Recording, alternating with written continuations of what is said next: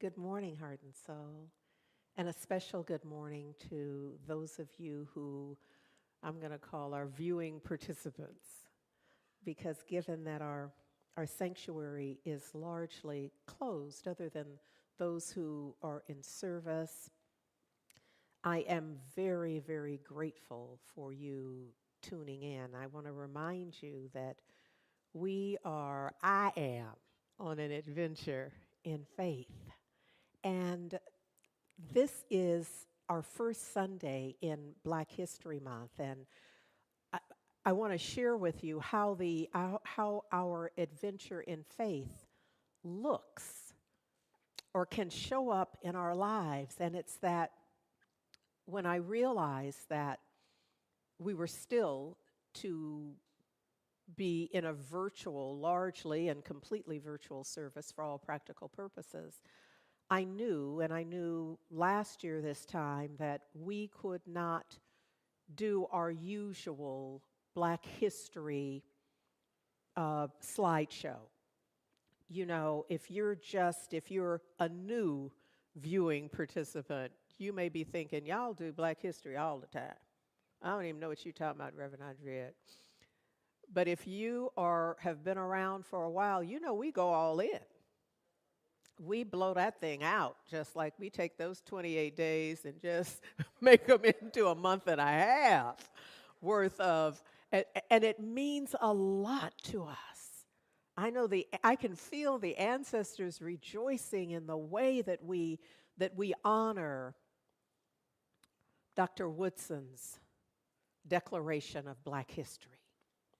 And so we were clear that we would not be doing a slideshow or have any of that. You know, we typically would be doing an a cappella rendition, and none of that was going to work for what we were up to. But can I just tell you that the presence of the divine through perfect creativity, divine creative mind worked on this. And so Reverend Sonia Russell had a divine creative idea about how it could work. We talked about, well, maybe if we just do a shorter version, we could find a way, and Sister found a way, and I am grateful. And then I thought, well, if we're going to have that cooking up, and even before we were absolutely certain that that was a done deal, I put a call into Tammy Hall, excuse me, and our Minister of Music, Valerie Joy Fidmont, to see if we couldn't also have some music. And then we stirred in Liberta Laurel. And so what we have for you this morning is Black History 2022, Heart and Soul style. And so I ask you to focus your attention wholly and completely on this, our tribute, our 2022 tribute to Black history.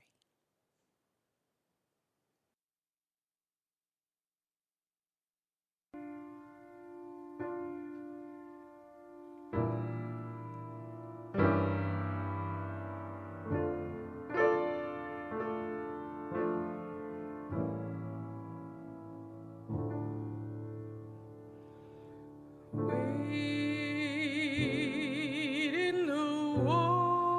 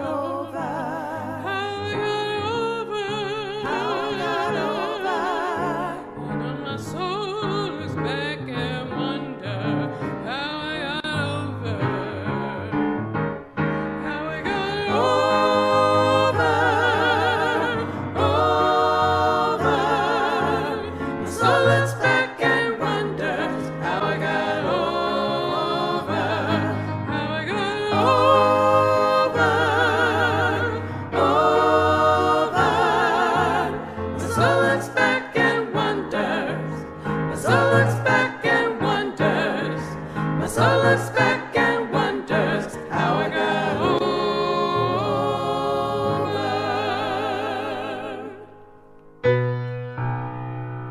I ain't gonna let nobody turn me around, turn me around, turn me around. I ain't gonna let nobody turn me around. Gonna keep on walking, keep on talking, marching up to freedom land. I ain't gonna let nobody turn me around, turn me around, turn me around. I ain't gonna let nobody turn me around. Gonna keep on walking, keep on talking, marching up to freedom land.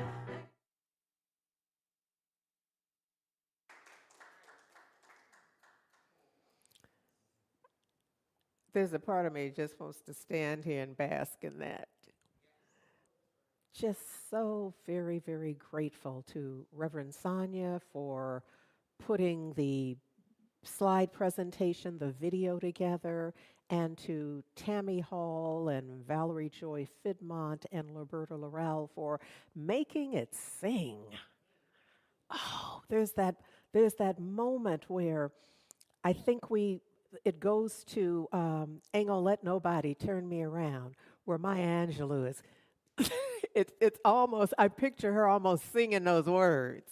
And there's so many moments there that I'm so grateful that we can embrace, because what? We are on an adventure in faith.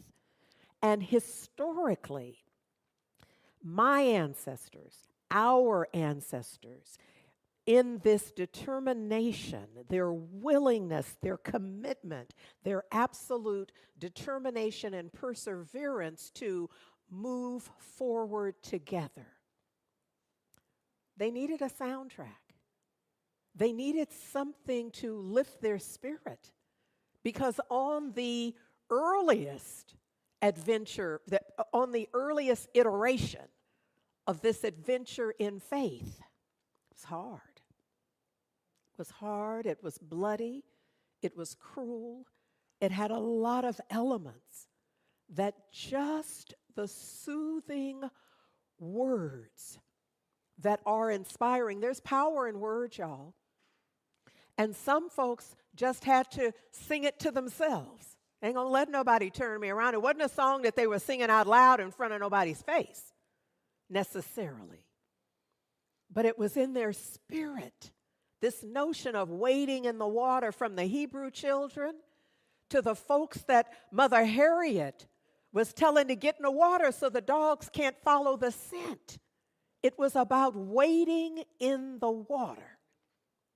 And so we don't take it for granted at all that this essential message that was offered on the tuned vocal cords offered solace, offered a calmness, offered a promise, offered hope, opened up another knowingness. And this notion of how I got over, that my soul, in a Sankofa kind of way, looks back and wonder how I got over. And knowing that I'm getting ready to take some notes, knowing that I'm going to use that for the next step, how I got over, my soul looks back and wonder how I got over. That this is how we're grounding not just our appreciation, celebration, and honoring of Black history, but this is how we are living. This notion of moving forward together is not, although it may include some standing still. I know I have mentioned that before, but you're going to have to learn to stand still. You're going to have to learn to be still, even as we move forward together. There's going to be a time where it's going to be silence and stillness. Do not move. In the words of Mother Harriet, don't you even breathe. Because right in this moment, our moving forward together requires absolute stillness. And then there's going to be that part that's going to piss some of y'all off because we're going to have to back up. Somebody's going to think, but wait a minute, Rick, we just came this way. I'm going to need you to hush. Because some of our moving forward together will include some backing up, some retracing our steps, some looking back, some touching bases we've already touched. And yet, we've got to know that our intention must be greater, stronger, deeper than our fears. And on an adventure in faith, can we just say it's all right to have some fear? It's going to be present. But you got to know that your intention, your vision, your knowing must be greater than the fear in order for us to make this trek that we are committed to making. So look, on February 2nd, it's officially Groundhog Day. And the legend, the superstition is that when the groundhog emerges, if it sees its shadow, it goes back in and you have more winter. If it doesn't see its shadow, then spring emerges. So I'm going to make us the groundhog. Look at here. Look at here right now. We've been through multiple pandemics at this point. And so when we start peeking out of the hibernation, when we see our shadow, it's our shadow living. It's our shadow side. It's the stuff we're afraid of.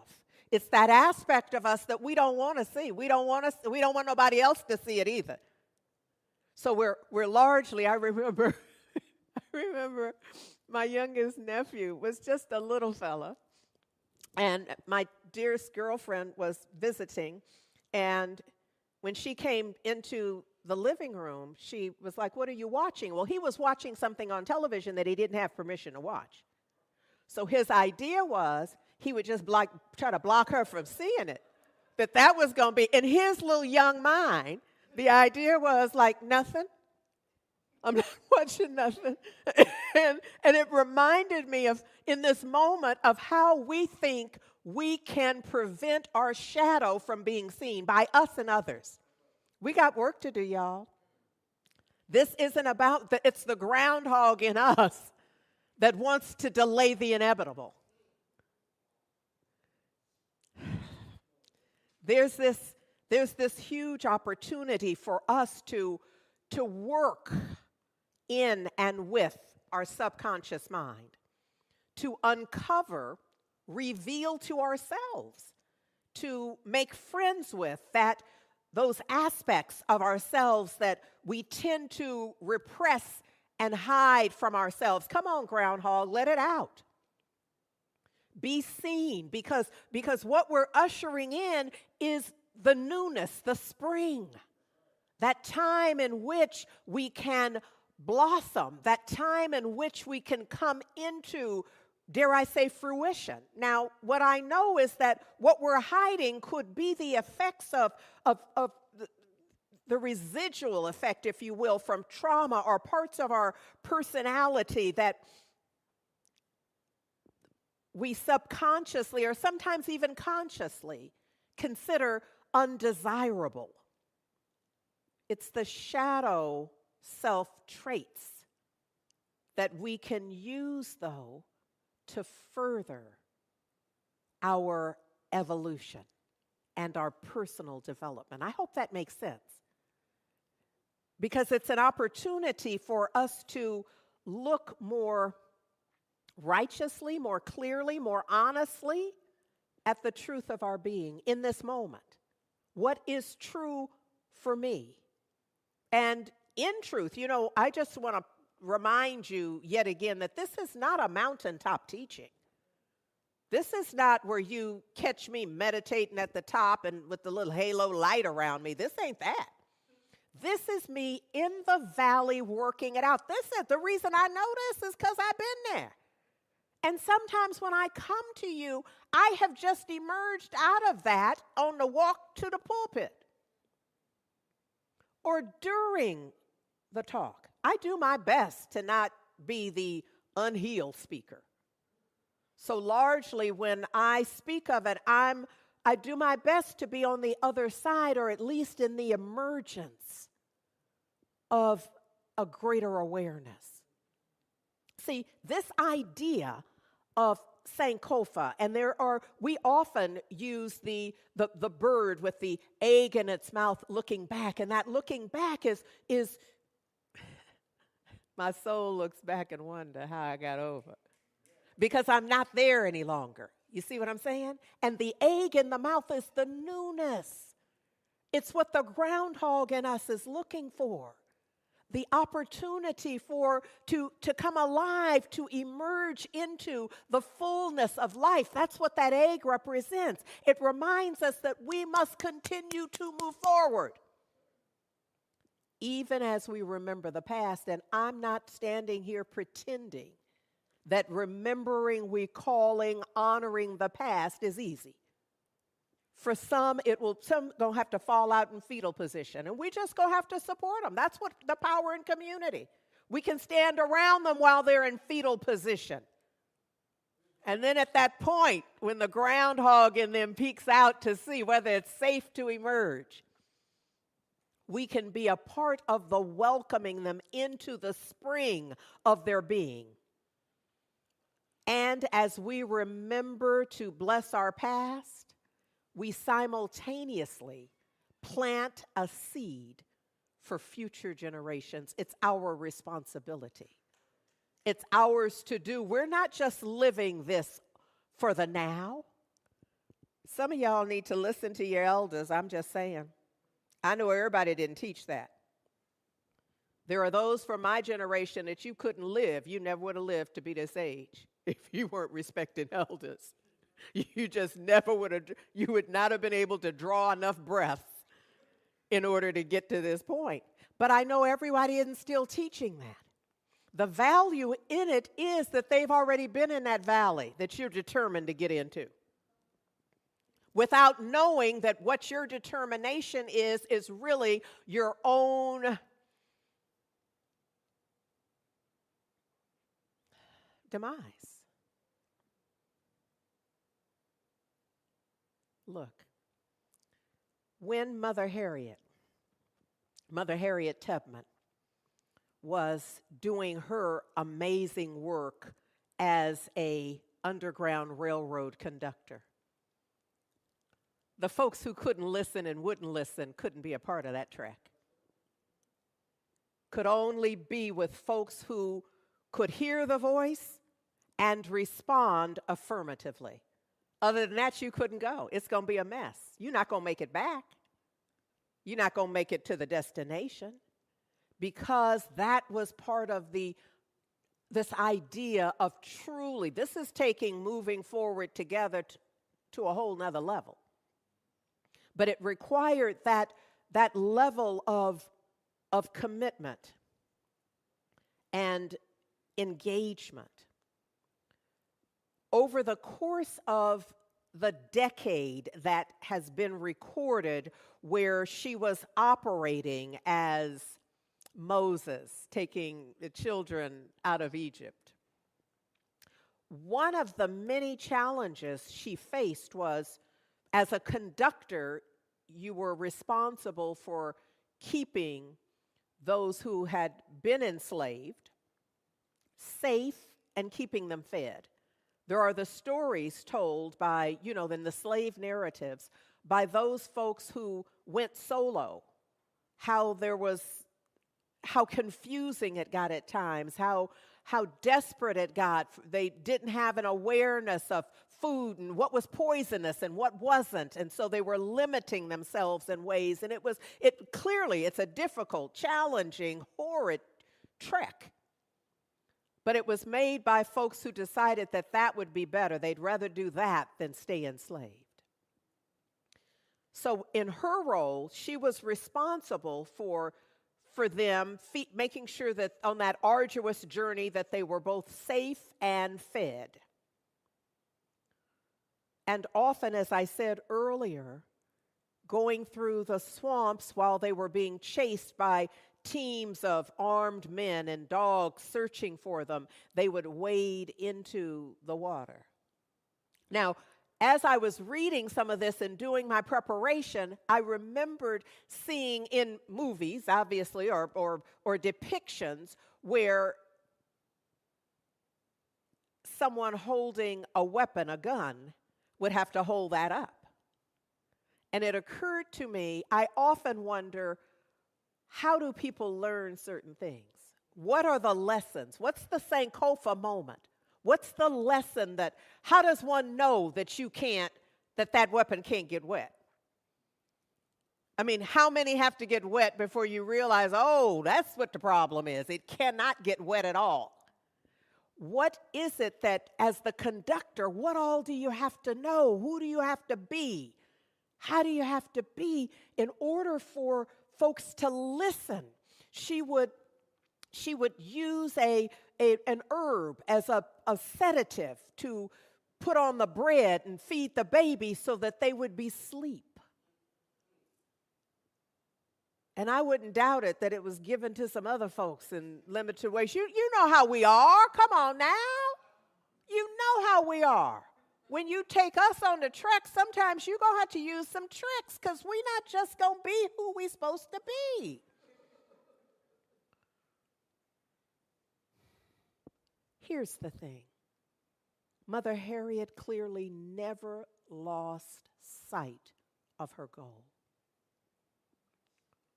And her goal was freedom. And throughout it all, we can unequivocally say that she kept her eye on the prize. Kept her eye on the prize. That's the song that we used to sing with our every Black History. We would sing together, keep your eyes on the prize. Hold on. Hold on. Keep your eyes on the prize. Hold on. I've asked Liberta Laurel to sing this for us now.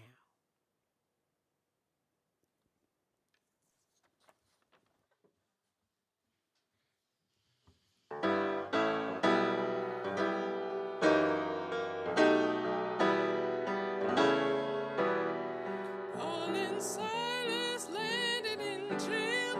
Didn't have the money for to go their bail. Keep your eyes on the prize. Hold on. Hold on. Hold on. Hold on. Keep your eyes on the prize. Hold on. Freedom's name is mighty sweet, and soon we're all gonna meet. Keep your eyes on the prize. Hold on. Hold on. Hold on. Hold on. Keep your eyes on the prize. Hold on. Got my head on the freedom. Won't take nothing for it now. Keep your eyes on the prize. Hold on. Hold on. Hold on. Hold on. Keep your eyes on the prize. Hold on. Now the only thing we did wrong was to stay in the wilderness too long. Keep your eyes on the prize. Hold on.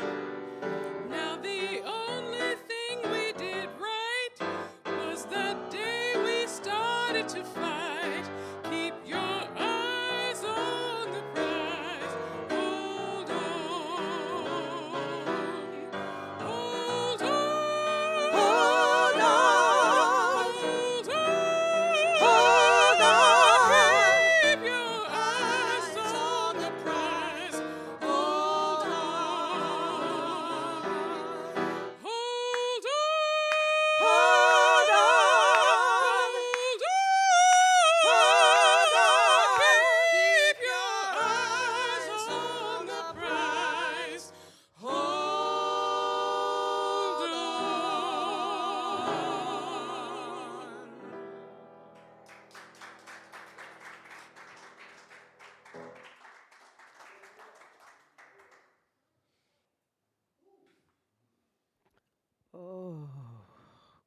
your eye on the prize.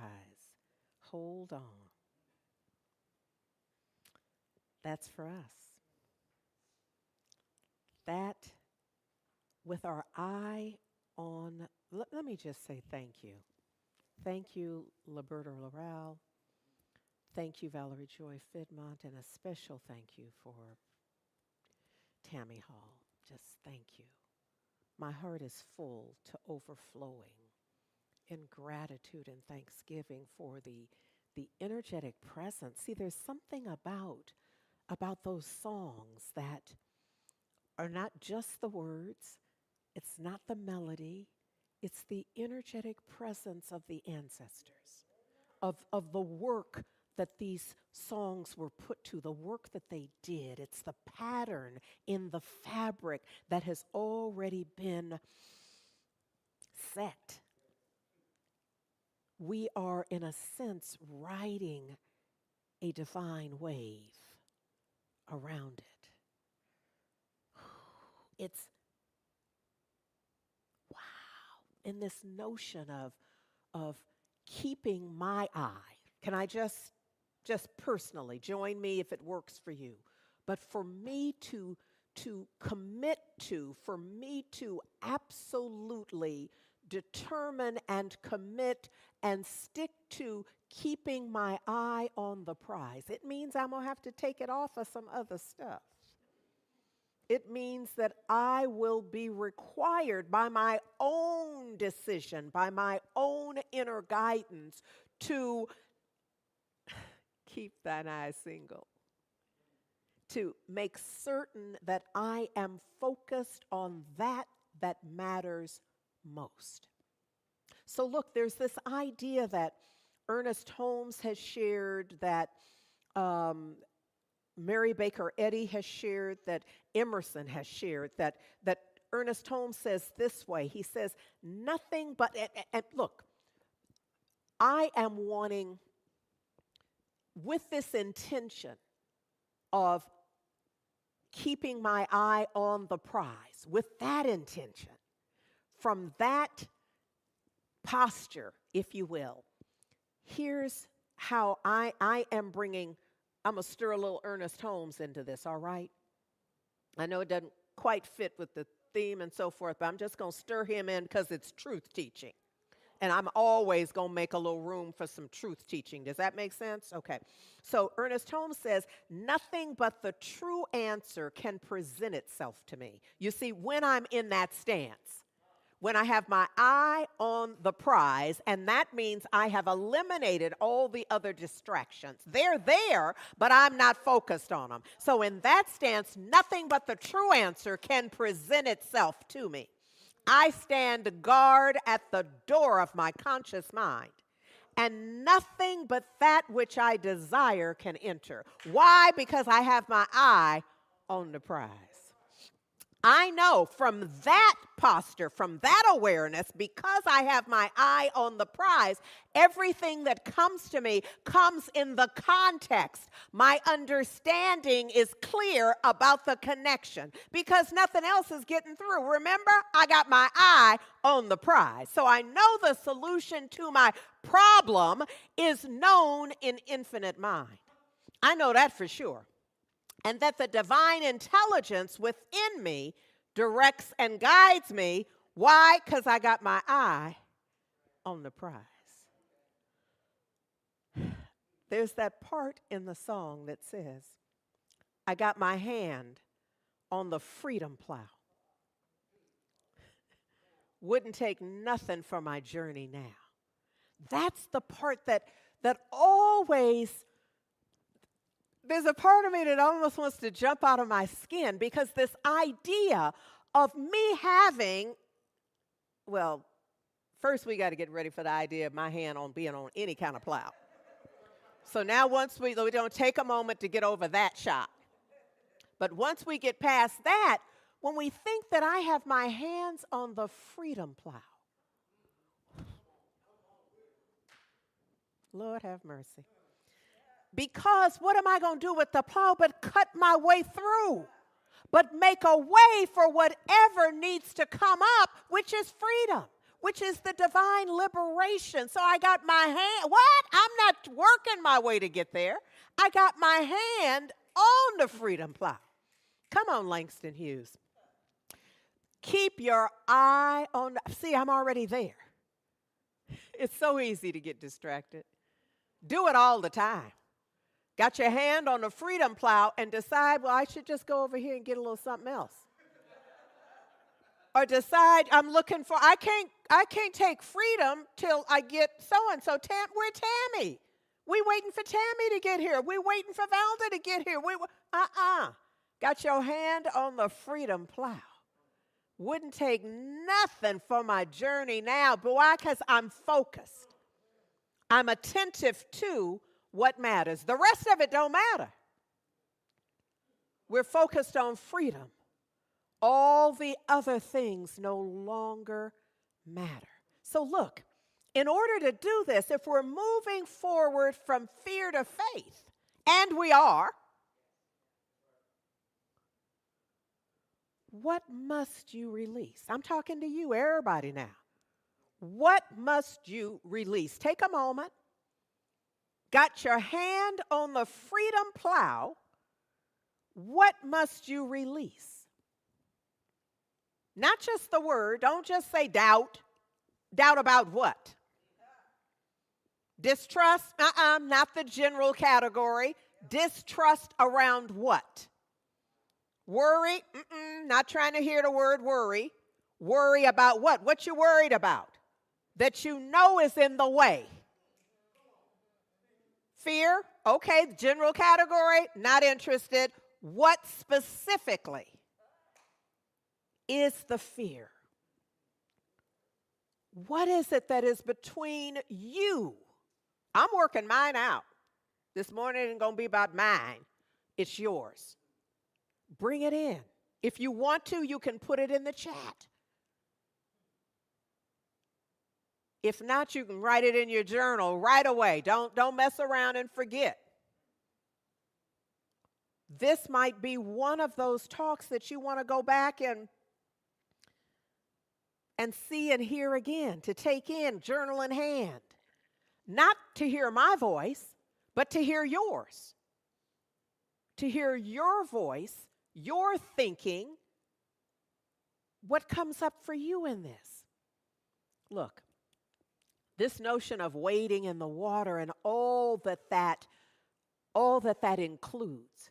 The Hebrew children waded into the water and it parted, and then there are the stories about all the places, including in France now. There are those places in the world now in a variety of locales where the idea is that when the water is disturbed, troubled, moved, that something can happen in a healing way. This is not just superstition of biblical times. This is what folks swear to. And I can't even think of the place in France, in Paris, where I've been, where you see the crutches and the stuff that people have left for their own healing. But look, the story I want to tell is from John 5. And it's one of my favorites because I see me in it. I saw me in it the first time I had a conscious awareness of the story. I know I've heard it since I was a young and not paying much attention to it. But in time, I began to see myself in it. And it talks about that there was a certain place in Jerusalem that in Aramaic is called Beth Kesda. And in this place, it said there are 5 porches. And I have seen photographs of the ruins now.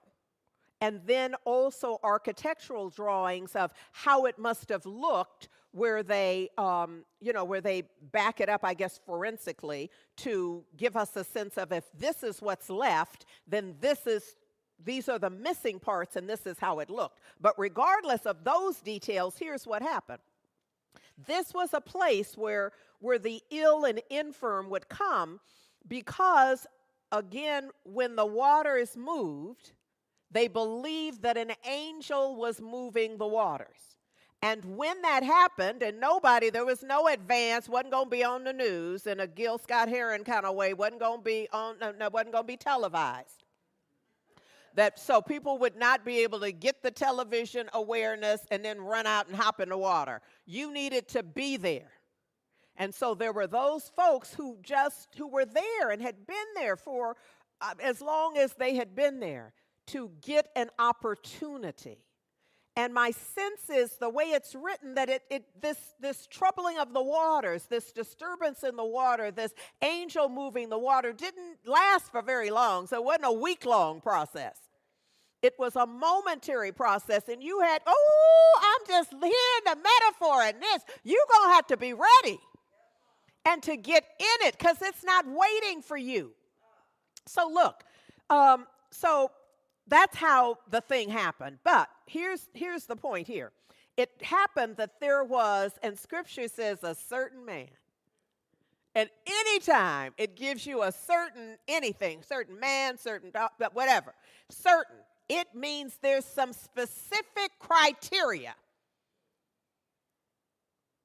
It has to be this person, this descriptor, this consciousness in order for it to serve in this particular telling of it. This particular one, you see, it had to be this certain one because this one had been there for 38 years. Now, those of you who do numerology, work it out. But the point here is it's a long time in a state of consciousness. Now, I wish I could act like I don't have no mess that I've been holding for 38 years. There was a time when that was just absurd to me. But you see, the groundhog in me has seen the shadow. So I know that some of that, that's been there a long time. I'm acting like this the first time I've seen that. Where'd that come from?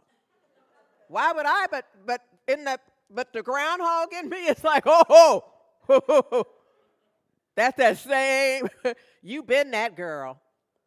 That's been going on a long, long time. So you see, I'm the certain woman in the story.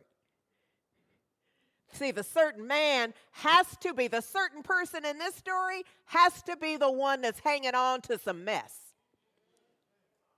She said, not wanting to upset the congregation with what she might be otherwise thinking. The one in this story has to be locked in to some limited thinking.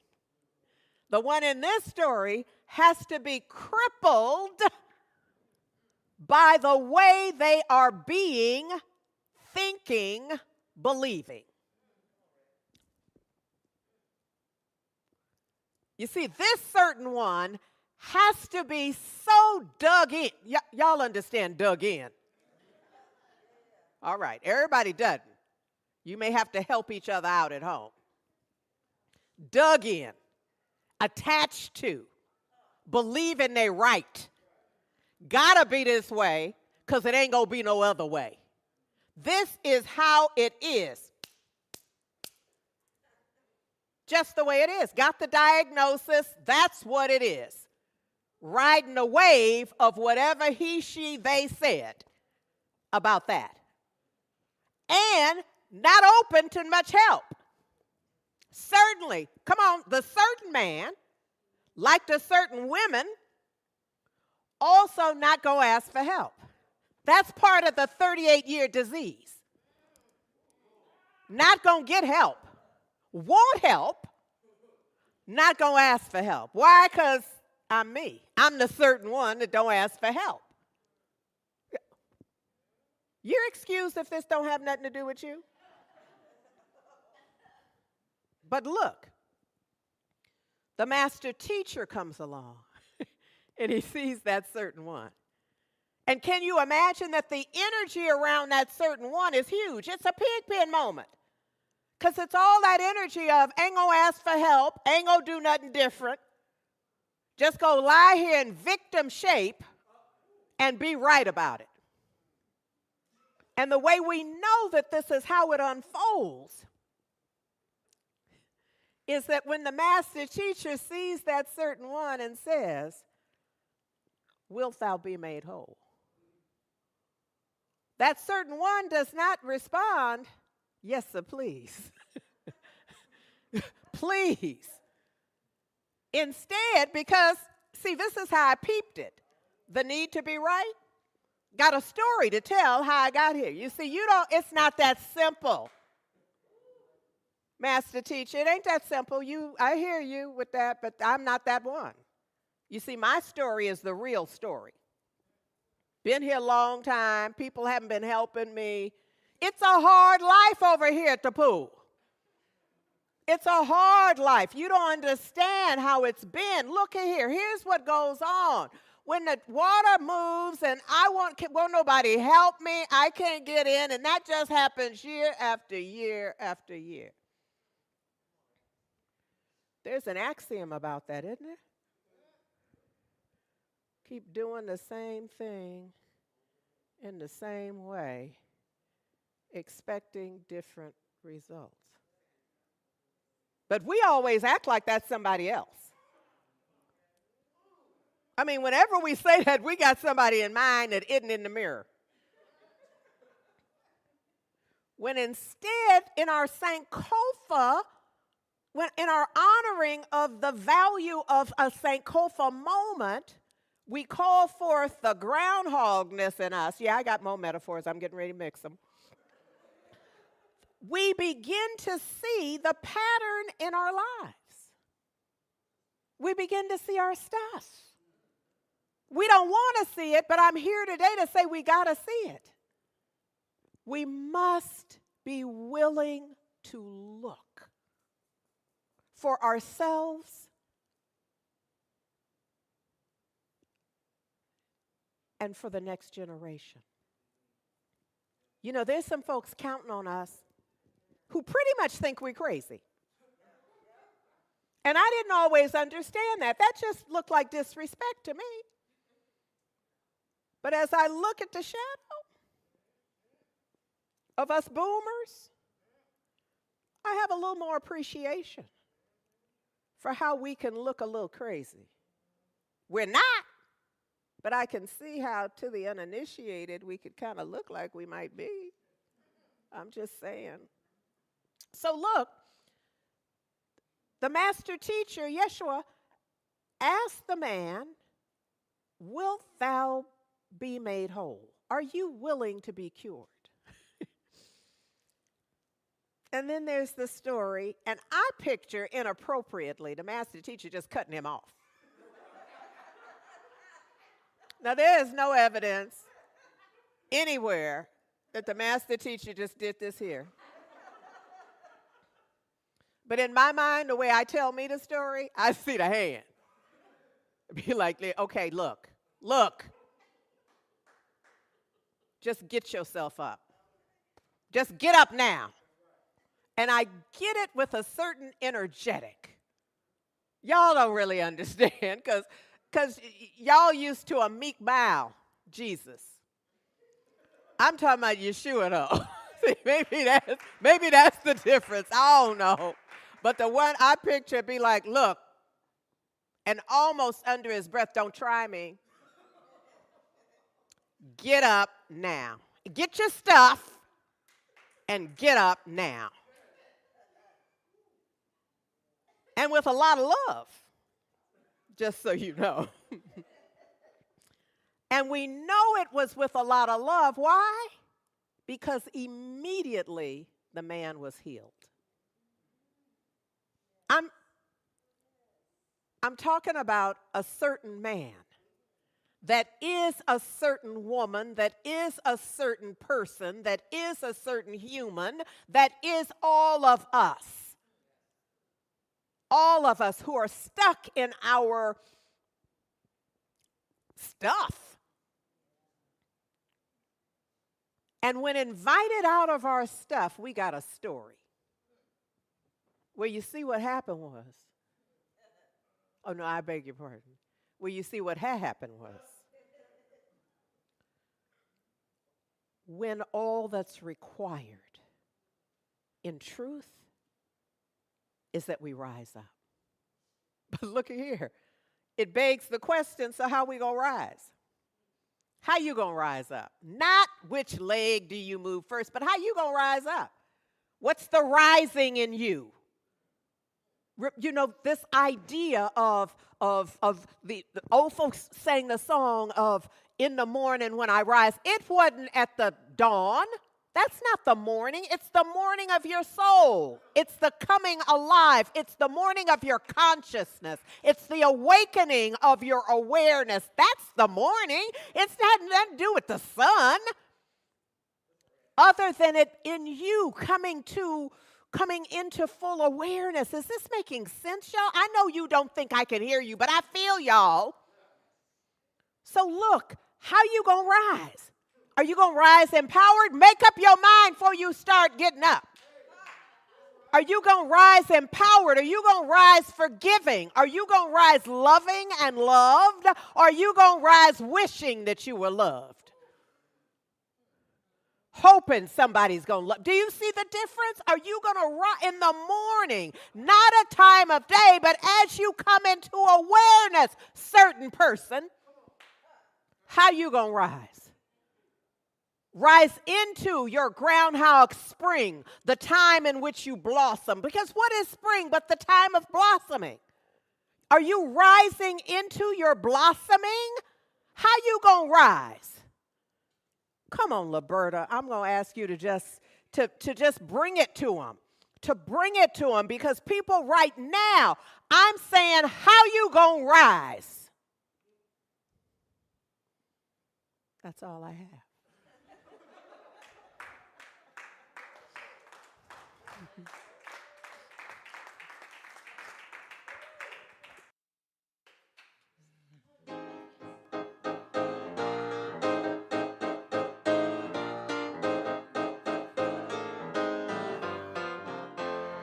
In the morning, When I rise, in the morning, when I rise, in the morning, when I rise, wanna rise holy. When I rise, in the morning, when I rise, when I rise, in the morning, when I rise, I wanna be sanctified. When I rise, in the morning,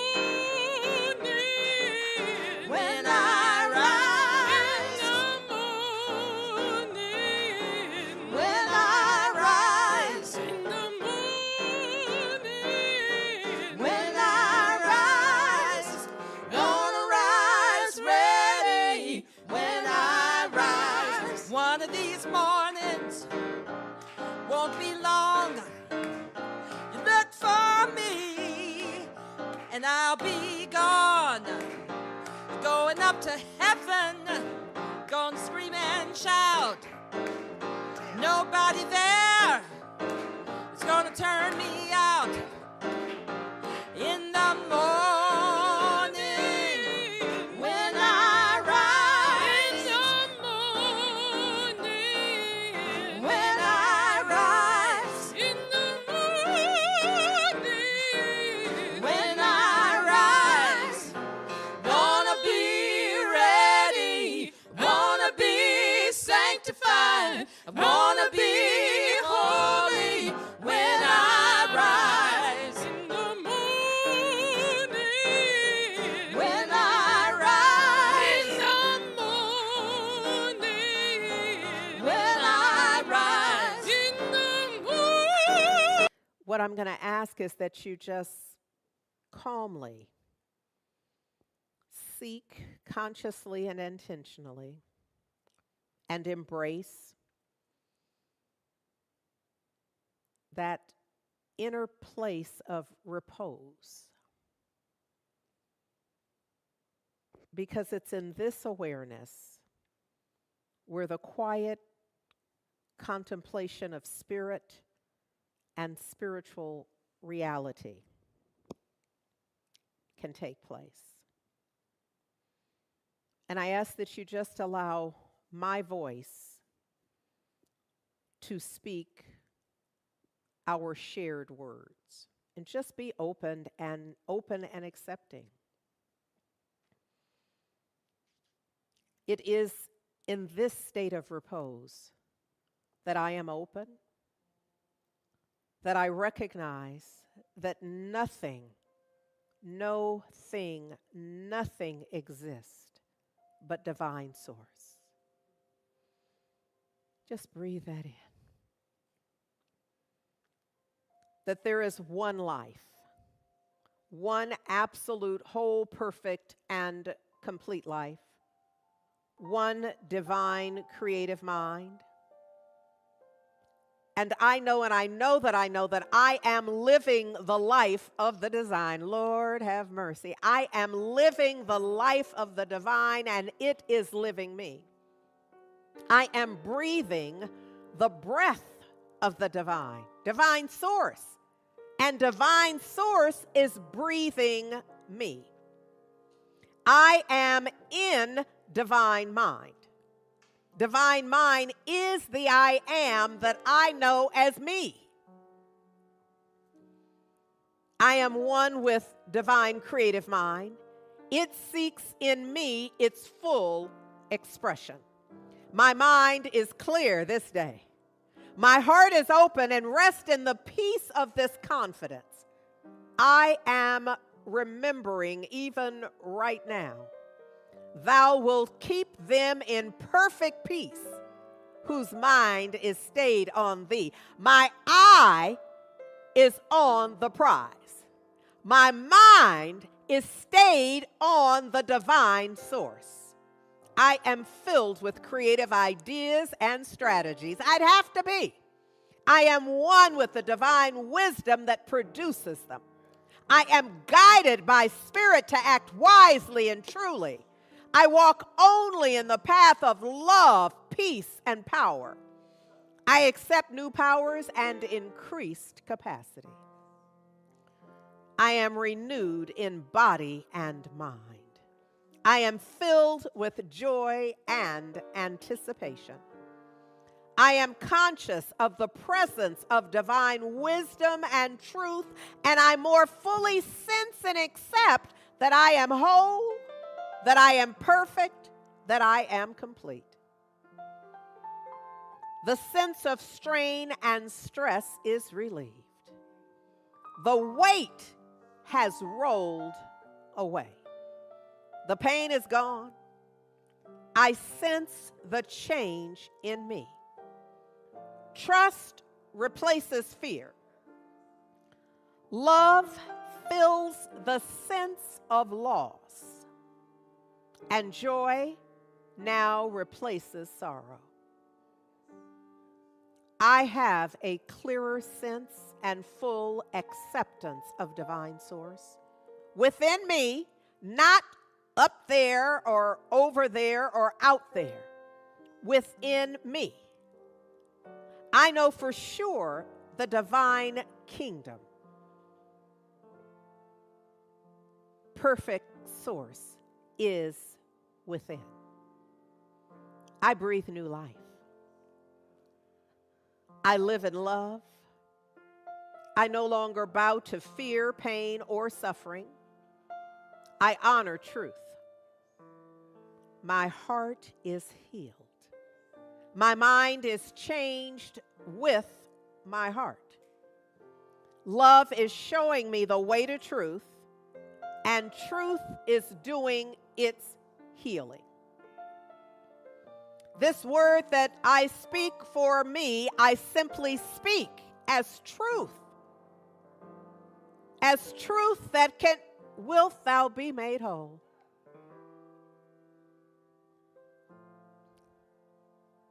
I give thanks. I am grateful for this revelation of perfect truth. I give thanks for the perfect order of the universe and the perfect unfoldment of this word. I know it cannot possibly return void. It must absolutely produce in like kind. And for this too, I am grateful. So it is an absolute perfect gratitude for all that this word accomplishes, for the presence of the divine vibration in and as my life,